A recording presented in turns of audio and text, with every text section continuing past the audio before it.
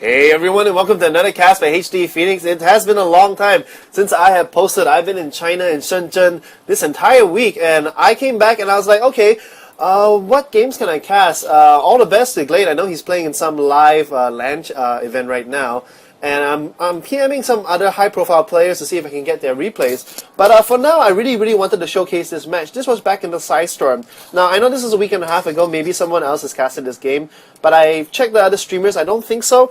But this is not really going to be a game casting. This is more going to be on a tutorial on what I thought was an extremely innovative strategy. So I'm just going to make the speed times 2 right now.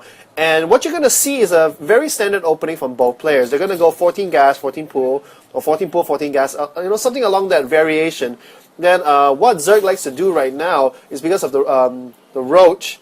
Well, actually, no, this is patch 1.1, so the Roach hasn't really been buffed. But there goes the spawning pool. But they both get Roaches mainly for defense because you can make a Roach or 2 Zerglings with 1 lava, and a Roach is just so much better. It costs more, but you really want little misplay there by South. But you really want to save your lava for drones, so you can get a bigger army with less lava with Roaches. So that's all very standard. But where it differs later on is Soft is going to get a second gas, and second gas in the early layer.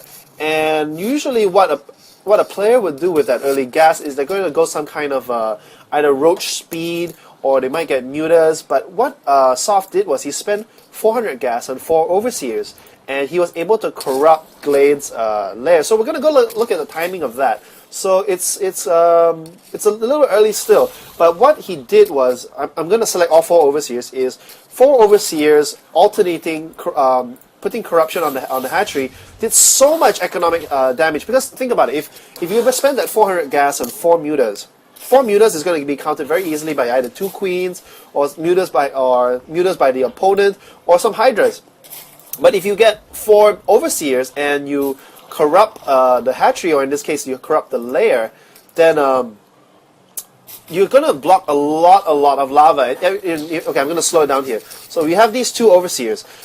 Think about it. If you were able to corrupt, using the Overseer's ability to corrupt the lair, for 30 game time, 30 seconds, you're not going to get anything. So that's roughly 2 lava, and you're not going to get any inject lava, and inject lava is 40 seconds.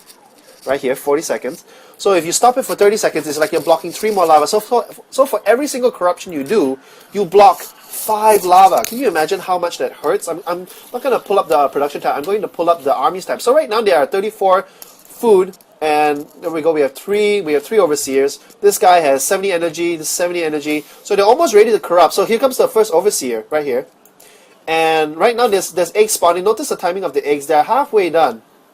Here comes the first corruption, and he has 1 lava here. He has 3 lava. We're going to keep an eye on that. And he's not going to get any more. And the second overseer here has enough energy. We have a 4th overseer.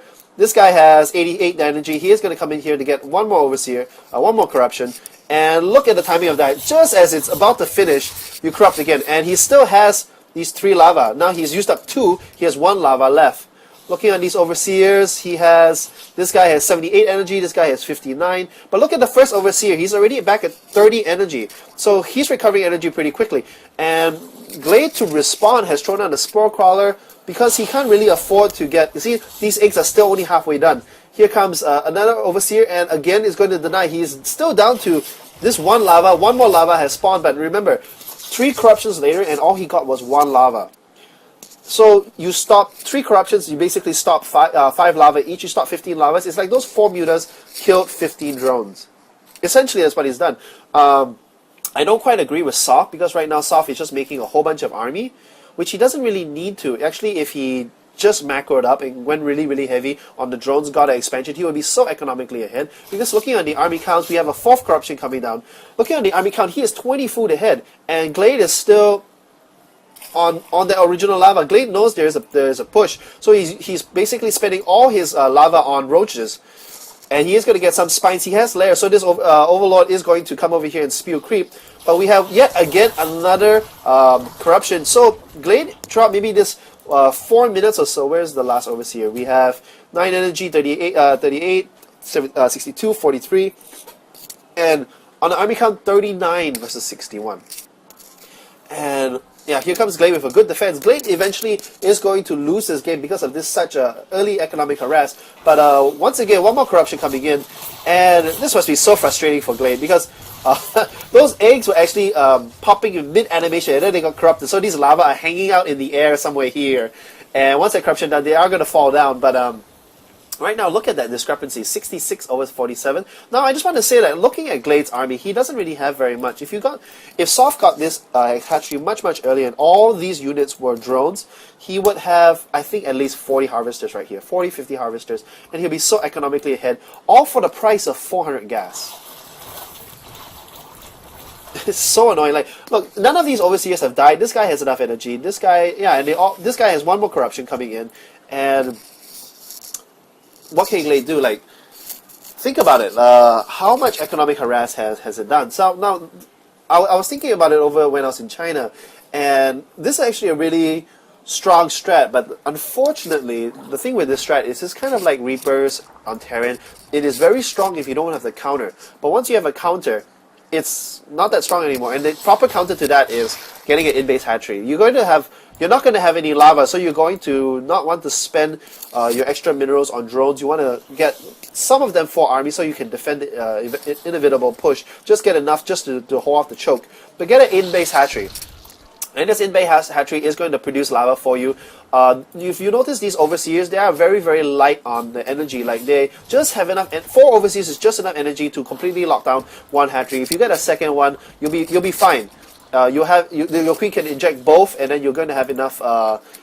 You're going to get enough lava, and of course, if you're still being harassed like that, you get your natural, and then you just hold it, which is exactly what Glade does. So Glade was actually able to macro up a pretty large army. I think at the final end of this game, he had, I think, 100 food, and the other guy had 120, but it just wasn't enough because the other guy, I think, also had upgrades. But that's it for my tutorial.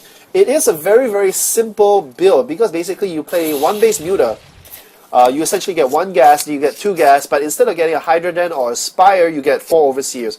2 at one go, and then you get another 2, and then you just non-stop corrupt the other hatchery. You force him to get more, even if you deny, even if the opponent denies you by getting in-base hatchery or getting a natural, every corruption basically blocks 5 lava, and that hurts. That really hurts because Zergs only really have 1 unit producing building. And of course, that's a hatchery lair or hive. And if you lock that down, there's nothing else they can do. So yeah, that's it for this tutorial. This is HD Phoenix signing out.